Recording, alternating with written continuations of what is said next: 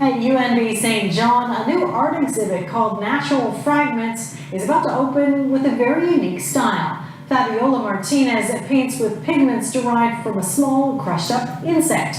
She's taken the material from her home in Mexico and blended it with materials from here in the Maritimes. The CBC's Matthew Bingley has that story. For 10 years, Fabiola Martinez hung on to a gift from her uncle, small, dried-out insects called cochineal. Traditionally used in her native Mexico to dye textiles and food, she decided to use them to paint. The color, the pigment, comes from the muscle tissues. So once it dries, you can use the pigment to be used as a dye. For years, Martinez didn't feel ready to paint with the cochineal.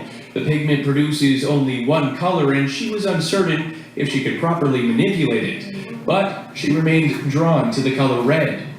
By me using the cochinilla with the red color is the interpretation of my roots. So I wanted to explore more about where I can find this color without manipulating it. Using slabs of maple wood from New Brunswick as her canvas, Martinez added textures using other natural materials.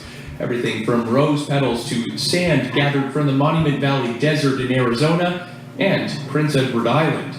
When you are thinking about red, then you are just looking for the red, and the red can be everywhere. So that was amazing to find out that the red from the Monument Valley was so nice and bright, and then you go to PI and you have it there with different texture, but it's red too.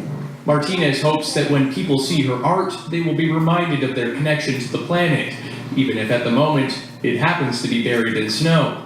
Matthew Bingley, CBC News, St. John. A well-known sports writer who worked out of Halifax